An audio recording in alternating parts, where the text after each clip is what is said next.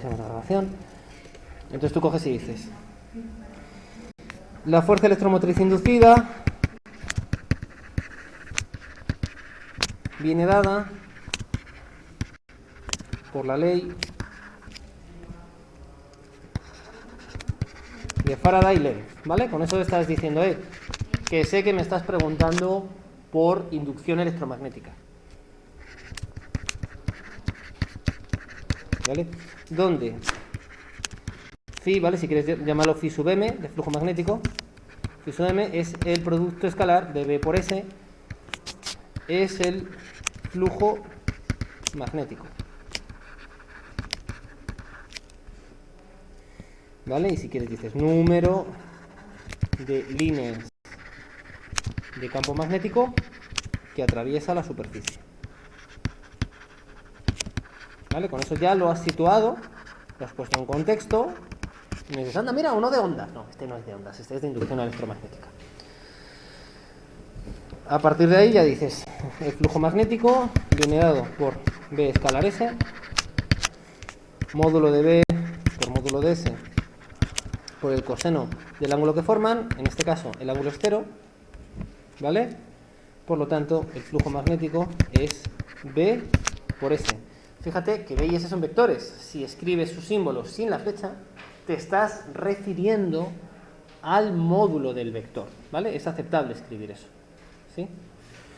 Entonces, aquí, como se trata de una deslizadera, ¿vale? El campo magnético es constante y la superficie es igual a L por X, ¿verdad? Porque hemos dicho, ¿vale? Esto si quieres, si te fijas, aquí hemos dicho el tamaño de este circuito es L, ¿vale? Y luego tienes X, ¿vale? ¿Sí? Y eso es la superficie. L por X te da la superficie, ¿vale? ¿Pillado? Dime. La X es la distancia a la que está, ¿vale? Tú piensas, esto es una barra, ¿vale? Es una barra que cierra el circuito y eso es lo que tú estás moviendo. La X es la posición de esa barra, ¿vale? B por S igual, sí. Ah, no, eso, B por S, ya está, la definición, ¿vale? Entonces, número de líneas de B que atraviesan la superficie. Donde phi sub m, B escalar S, es el flujo magnético. Phi sub m recibe el nombre de flujo magnético y es el número de líneas de B que atraviesa la superficie. ¿Vale? ¿O no vale? ¿Sí? Entonces, en este caso, si os fijáis, ¿vale? La derivada me habla de cómo varía algo, ¿vale? De cómo varía lo de arriba con respecto a lo de abajo. Y aquí se trata de evaluar la derivada del flujo magnético con respecto al tiempo. Es decir, cómo varía el número de líneas que atraviesa la superficie del circuito con el tiempo. Como ese circuito le estás haciendo cada vez más grande, ¿vale? O sea, básicamente lo que tienes es aquí, esto así, y la deslizadera viene por aquí, ¿vale? Entonces, inicialmente la superficie de tu circuito es esta, ¿vale? Si quieres en un estado 1 o inicial, y entonces, como esto lo estás moviendo, llega aquí, a este punto, y entonces ahora la superficie es todo lo que te he pintado de amarillo, ¿vale? Ha aumentado la superficie. Como ha aumentado la superficie y todo esto está relleno por un campo magnético, no sé si es para adentro o si es para afuera, es para afuera. Así que, puntitos.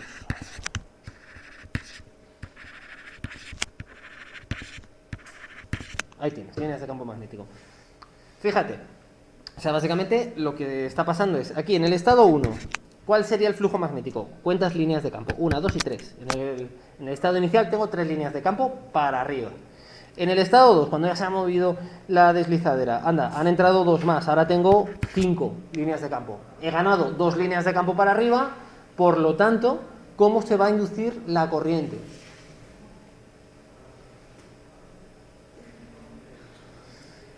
La corriente inducida, conforme a la ley de Faraday-Lenz, es contraria, fíjate, ese menos significa que es contraria a la variación de flujo magnético. Es decir, me has metido 2 líneas de campo para arriba más. Yo voy a inducir una corriente que intente contrarrestar esas 2 líneas extra. Así que la corriente inducida va a ser tal que su campo magnético asociado va a ir para abajo, ¿vale? Si el campo magnético va a ir para abajo, el sentido, ¿vale? O sea, ponlo como quieras, es el sentido horario, ¿vale? O bien horario o bien antihorario. El sentido es horario.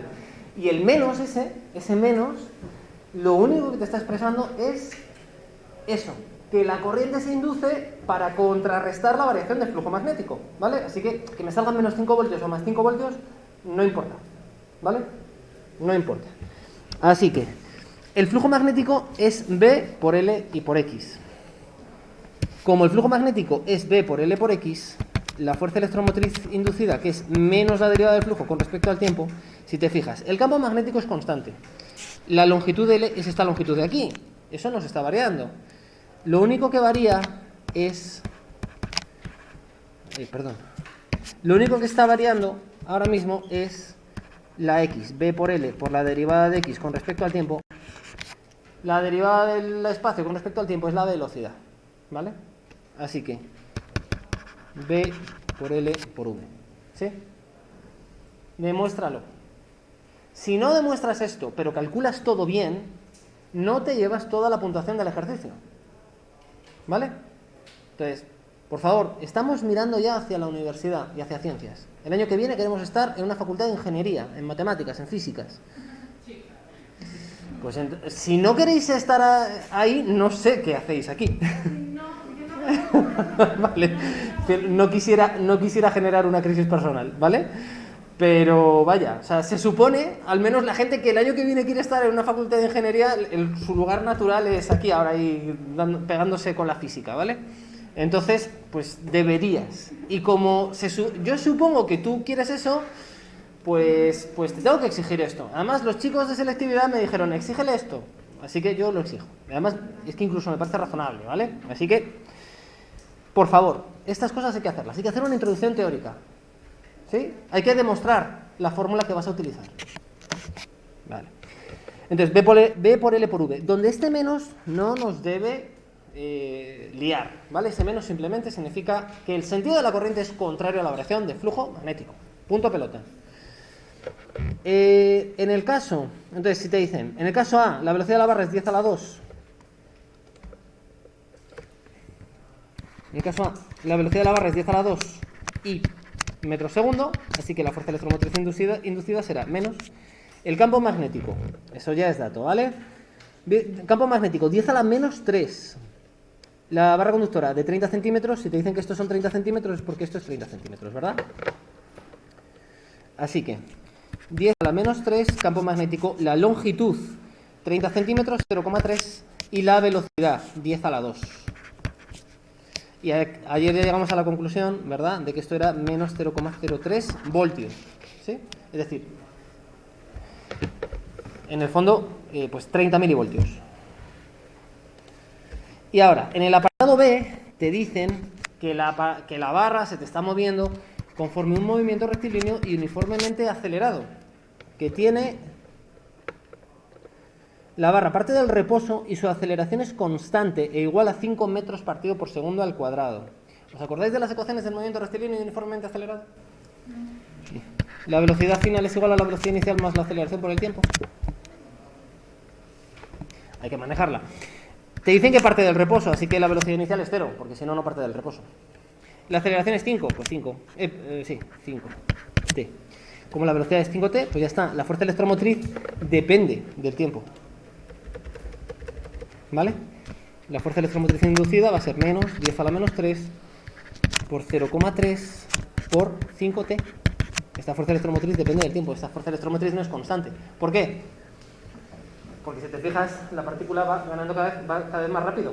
Entonces no vas ganando líneas de campo de manera uniforme. O sea, si siempre gano 3 líneas de campo, porque me muevo a velocidad constante, siempre la corriente inducida va a ser tal que va a intentar compensar esas 3 líneas de campo. Pero si en el primer segundo gano 3 líneas de campo, en ese primer segundo se va a generar una cierta corriente.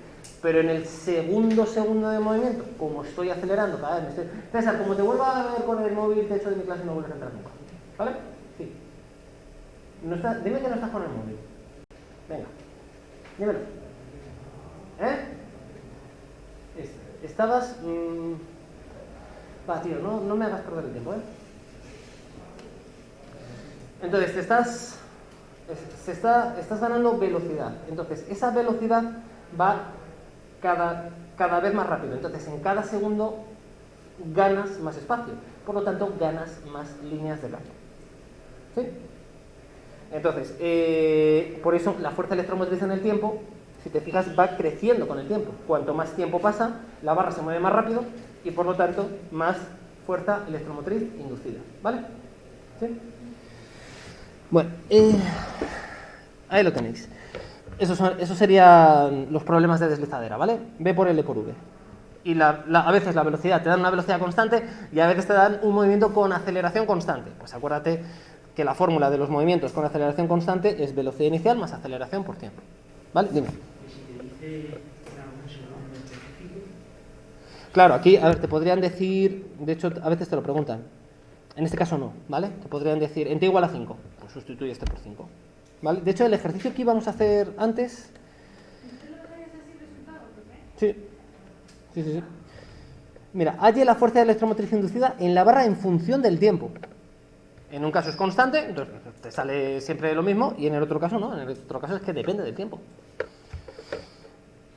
El ejercicio que íbamos a hacer, el de 2000, este que hemos visto aquí, fíjate, te dan un campo magnético uniforme, esta vez te lo dan hacia abajo, te dicen que vale 0,3 teslas, esta vez el lado no le llaman L, le llaman B, 0,5 metros, ¿vale?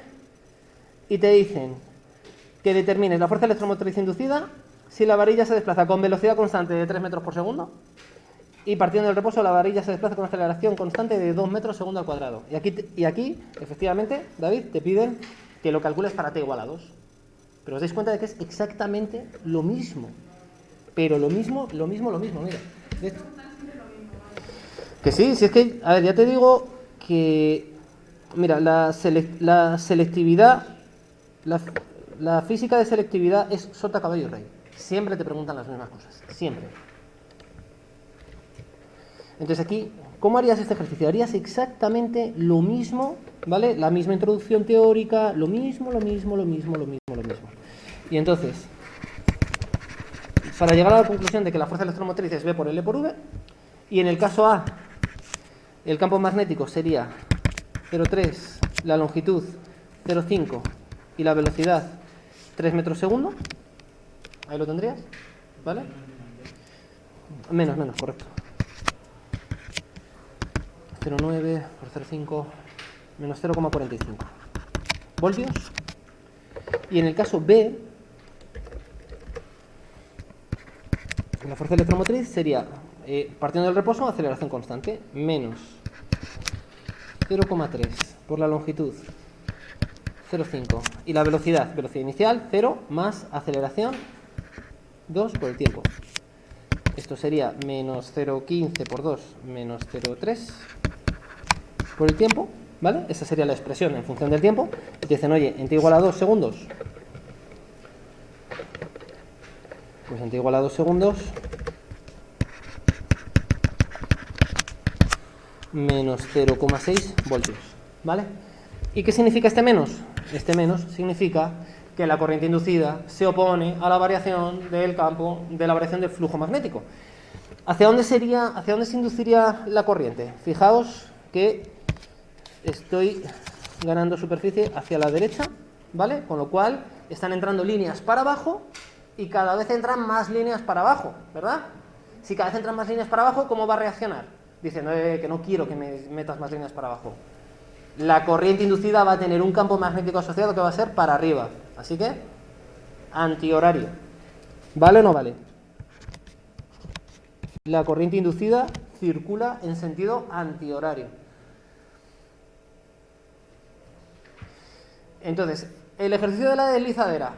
¿Qué te puedo variar? Pues en vez de decirte que un lado mide 30 centímetros, que mide 45 centímetros. La velocidad, o que va con velocidad constante o con aceleración constante. No te van a dar una fórmula. Y la velocidad va conforme la fórmula. No, eso. ¿Vale? Los de la deslizadera, ahí los tienes. Son todos así. Luego... Sí, claro.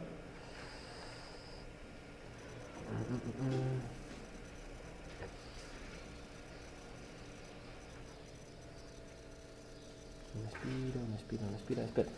Hay que buscar... Expira.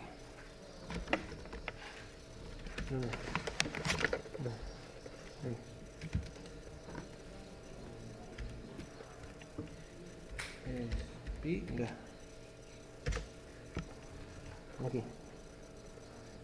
Aquí, por ejemplo, 2020 de septiembre ya hicimos ese del motor, ¿no? ¿Este lo hemos hecho ya? 2020 de septiembre yo creo que sí. Una espira, cuadrada, fuerza electromotriz, 10 revoluciones por minuto. Este también lo hemos hecho. Lo mismo. Es que es lo mismo. Espira rectangular, este lo acabamos de hacer.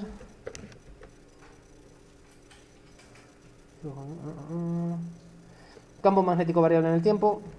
Forma sinusoidal. Este es otro motor.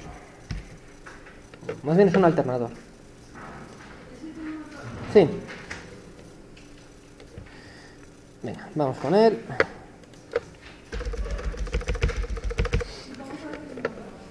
Porque te dicen que gira. Y además siempre gira con velocidad angular constante. ¿Vale? No te lo preguntan. A ver, chicos, tengamos las ideas claras. El flujo magnético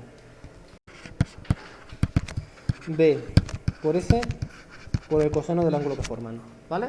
El campo magnético y la superficie. Y te dice cuántas líneas de campo magnético atraviesan una superficie. Ya está. Me voy a encontrar ejercicios en los que varía B con el tiempo, ¿vale? Este no sé si... El típico enunciado es: un campo magnético os varía con el tiempo de forma que B de t es 0,01 menos 0,003 t. Una expresión de campo magnético, ¿vale? Porque por algún motivo varía así. En el que varía la superficie es la deslizadera. En el que varía el ángulo es en realidad es el alternador, ¿vale? Te dan una expresión de B y tú tienes que derivarla. Y ya está. Estos son los 3 posibles ejercicios que te vas a encontrar de inducción electromagnética. No hay más. ¿Que son raros? Son raros, sin duda. Pero afortunadamente son 3. Son esos, ¿vale? Así que, en este, ¿qué nos hace saber que se trata del alternador? Después del enunciado, que te encuentras un omega, ¿vale? Tú dices, a ver, una espira circular, y dices, bueno, una espira circular, ya está, inducción. No hay espiras en problemas de gravitación, ¿vale? Cojo una espira circular y la tiro por un acantilado, no, ¿vale? O sea, si es una espira, te van a preguntar inducción. De 2 centímetros de radio, ¿vale? Se encuentra en el seno de un campo magnético uniforme, B igual a 3,6 teslas, no te lo crees ni tú. En las estrellas más gordas tienes campos de 2 teslas, 3,6 teslas. Paralelo al eje Z. Inicialmente la espira se encuentra contenida en el plano XY. En el instante t igual a 0, la espira empieza a rotar. Ya está. Es una espira que la estoy girando. Y además te van a dar una velocidad angular constante. En torno a un eje diametral con una velocidad angular constante, omega igual a 6 radios o a 6 radianes por segundo. O sea, que ¿qué te están haciendo? Te están cogiendo aquí eje X, eje Y, eje Z. Aquí te ponen la espira, que te dicen que inicialmente está en el plano XY y empieza a girar en torno a un eje diametral, ¿vale? Es decir, por ejemplo, considera este diámetro y empieza a girar así, ¿vale? ¿Sí? ¿Estás haciendo así? ¿Ok? ¿Todo el mundo lo entiende? ¿Sí? Vale. Te dicen, entonces, ya está, aquí. ¿Cuál es el flujo magnético? Como te ponen, ¿vale? Te dicen que el campo magnético es vertical. No sé, es positivo B igual a 3,6 teslas paralelo al eje Z. Te dejan a tu elección que lo pongas para arriba o para abajo. Paralelo al eje Z. Inicialmente la espira se encuentra contenida en el plano XY y en instante t igual a 0 la espira empieza a rotar en torno a un eje diametral. Vale. Si la resistencia total de la espira es de 3 ohmios, determine la máxima corriente eléctrica inducida en la espira e indique para qué orientación de la espira se alcanza. ¿Vale? A ver, está claro, ¿no?, que como esto está girando... ¡Ole, qué bien, mi niño!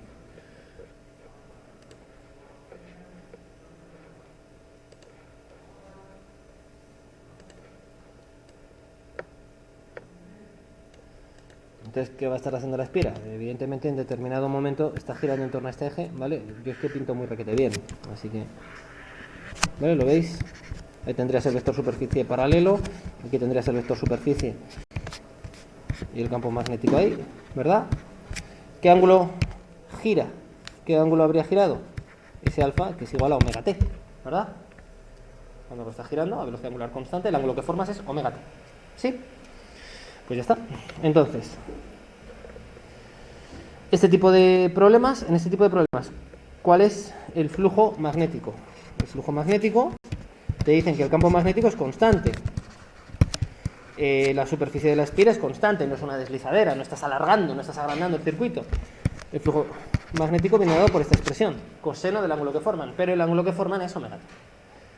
Así que, ¿cuánto vale la fuerza electromotriz? Es menos la derivada del flujo magnético con respecto al tiempo. Así que esto es, la B y la S quedan constantes, el menos no te olvides de él, y te queda la derivada temporal del coseno de omega t. La derivada del coseno es menos el seno. ¿Vale? Entonces aquí viene menos seno de omega t. Y ahora la derivada de lo de dentro del coseno con respecto al tiempo es omega. ¿Vale? Así que menos por menos me da un más, y la fuerza electromotriz inducida es B por S por omega por el seno de omega t. Dime. Porque cuando tú derivas... ¿Cuándo os van a enseñar a derivar? ¿Para qué, no? En junio, o mejor en julio, ahí en la piscina. Si tú tienes una función f de x igual a seno de x, su derivada, si escribe así, es el coseno, ¿vale? La derivada de un seno es un coseno. Pero si te dicen cuál es la derivada del seno de 5x, tú dices, anda, esto en realidad es una composición de funciones, es el seno de x y la función 5x que están compuestas. Entonces, cuando tú tienes varias funciones, vas derivando de izquierda a derecha, ¿vale? Y derivas todo. Derivada del seno. La derivada del seno es el coseno. Como es el seno de 5x, coseno de 5x. Y ahora, ya has derivado el seno, ahora hay que derivar 5x. Derivada de 5x, 5. ¿Vale? Coseno de 5x por 5.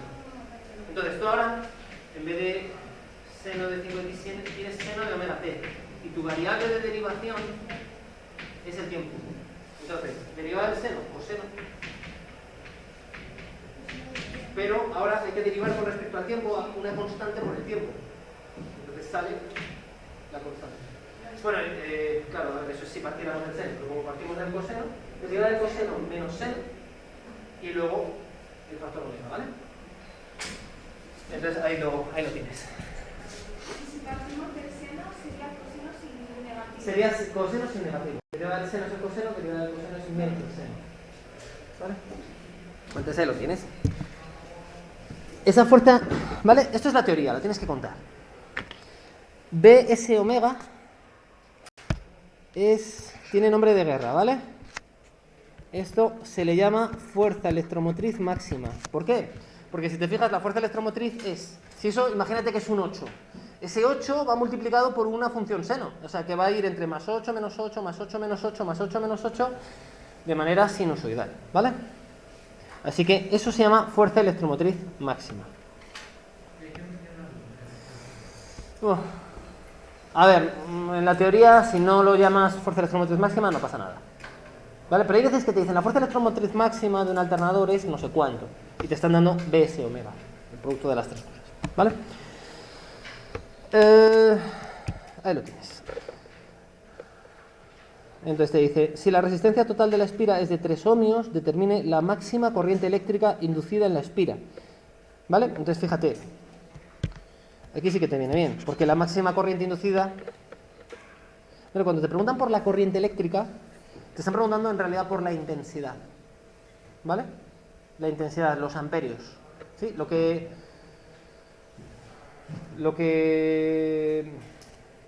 Joder, que me voy a la silla eléctrica. Lo que mata al señor que le meten en la silla eléctrica son los amperios, no los voltios. ¿Vale? Son los amperios.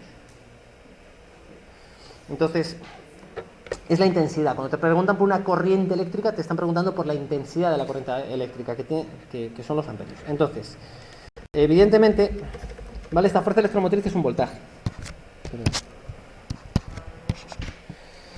Hay una ley que tenéis que pilotar, ¿vale? Que es la ley de Ohm. El voltaje es igual a la intensidad por la resistencia, ¿sí? Entonces, evidentemente, la intensidad es el voltaje entre la resistencia.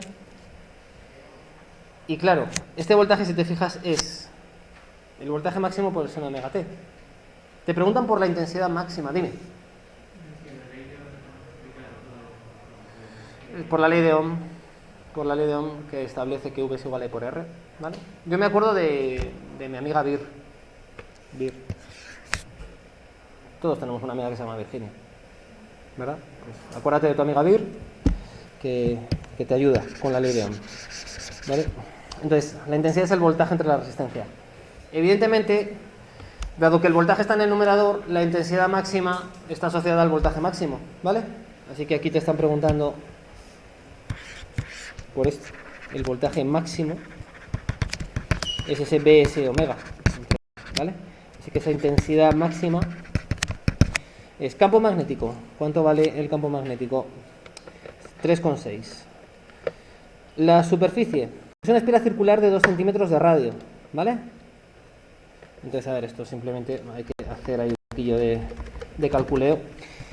Espira circular de radio R. Por favor, que no nos pillen en esto. La superficie es pi r cuadrado, ¿no? Pi. El radio...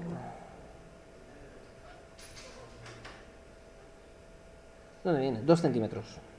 Ponlo ya en unidades del sistema internacional, ¿vale? 2 por 10 a la menos 2, pi al cuadrado te da 4 pi por 10 a la menos 4, ¿vale? Metros cuadrados. El campo magnético ya lo sabes, la superficie ya la sabes, omega lo sabes y la resistencia también te la dan. Así que ya tienes todo lo que necesitas para calcular esa intensidad máxima. Campo magnético, te dicen en el enunciado que es 3,6. Superficie, 4 pi por 10 a la menos 4. Omega. Omega es 6. Y la resistencia es... La resistencia... 3 ohmios. ¿Vale? Ahí lo tenéis. La resistencia 3 ohmios. Sustituyes por aquí. Espera, que esto está quedando súper feo.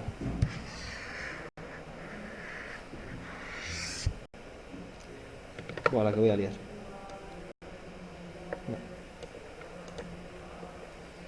No. Aquí, 3. Vale, 6 entre 3 te sale un 2. 2 por 3,6, 7,2. 7,2 por 4, 28,8. 28,8 pi por 10 a la menos 4. Por 10 a la menos 4. Amperios. Si quieres le das ahí a la calculadora y te saldrán como unos 8 miliamperios aproximadamente. Vale, pues ahí lo tienes.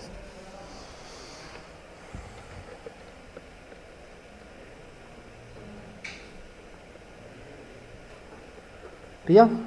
¿Fácil? Bueno, fácil no, pero pillado.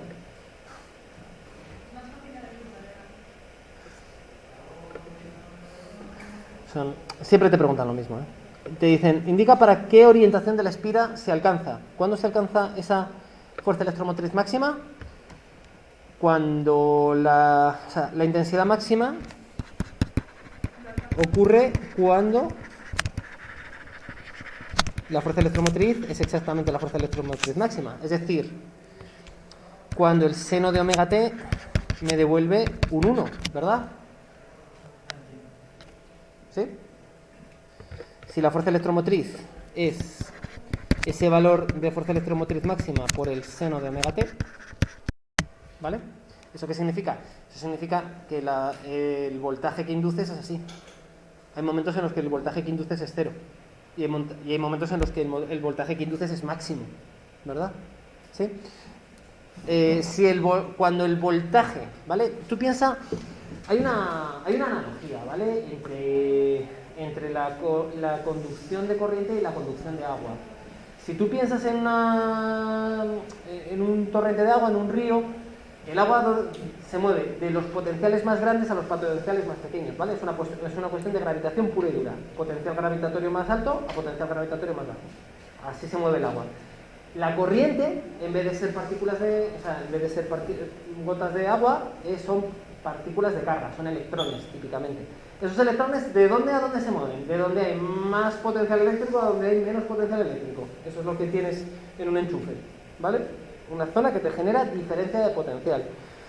Entonces, ese potencial, en el caso de la espira, si te fijas, va girando y va cambiando. Va cambiando. Y hay momentos en los que vale cero. ¿Cuándo vale cero? Cuando la variación de flujo es cero, ¿vale? O sea, pero lo tienes ahí. Si te fijas, la fuerza electromotriz, mira, son esos 8000, o sea, es un cierto valor. Tú imagínate que tienes una fuerza electromotriz que te dice, esto es 7 seno de omega t. ¿Cuándo vas a tener una intensidad máxima? Cuando la fuerza electromotriz vale exactamente 7, ¿vale? Y ese 7 lo tienes cuando omega t, ¿vale? Cuando el seno de omega t te devuelve un 1. ¿Y cuándo te devuelve omega t un 1? Cuando omega t es 90 grados, porque el seno de 90 es 1, o 270 grados, o 500, 450. 360 más 90, 450, ¿vale? ¿Sí? Entonces, ¿cuándo? Pues hombre, di el primer momento en el que ocurre eso, ¿vale? Si quieres puedes decir cuando omega t es pi medios, ¿vale? Cuidado, unidades del sistema internacional, ¿sí? Ocurre, mira, si te fijas, la corriente, la fuerza electromotriz inducida tiene un valor máximo, que es ese valor E max, ¿vale? Aquí sería el correspondiente pero en negativo. Y esto empieza aquí así. La fuerza electromotriz inducida hace esto. ¿Vale? Va como una onda. Va haciendo eso. Entonces, aquí tienes un punto de máximo. Aquí tienes otro punto de máximo. ¿Vale? ¿Sí? ¿En qué instante de tiempo? Pues el primero de todos es cuando omega t vale pi medios. ¿Vale? Cuando el ángulo es 90 grados, pero no lo pongas en grados, ¿vale? Que radianes. Omega era 6. 6t es igual a pi medios, así que t es igual a pi doceavos. En el instante p, t igual a pi doceavos segundos. ¿Vale o no vale?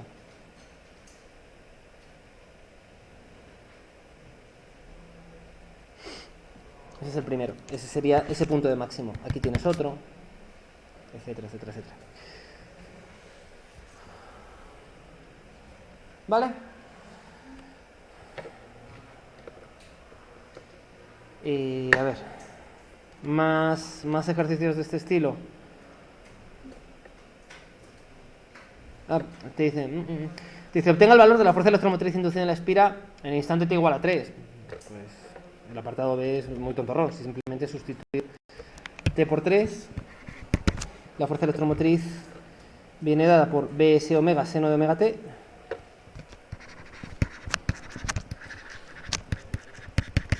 Así que la fuerza electromotriz en t igual a 3 es cuestión de sustituir la t por 3. El campo magnético es 3,6. La superficie nos salía ¿cuánto? 4pi por 10 a la menos 4, la habíamos calculado. Omega era 6, seno de 18. ¿No? Porque omega es 6 y el tiempo es 3. ¿Verdad? 6 por 3, 18. No.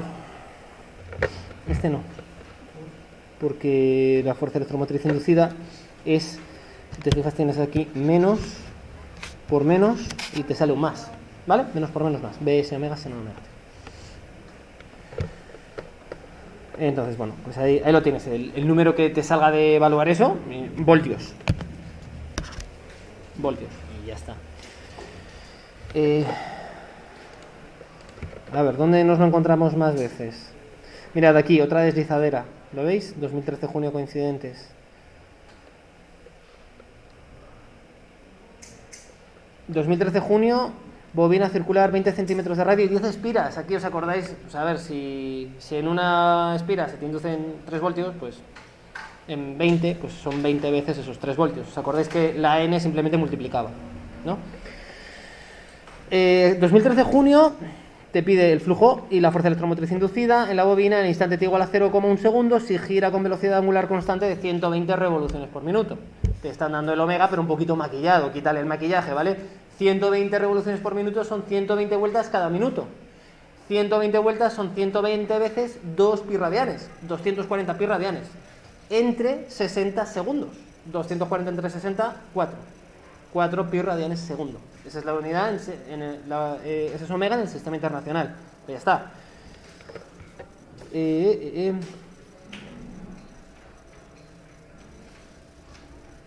2012 junio, una espira circular de 10 centímetros de radio situada en el plano XY, gira 50 revoluciones por minuto. Pues te han cambiado el omega, pero lo mismo que te acabo de contar. ¿Vale? Mira, este 2012 modelo es una deslizadera.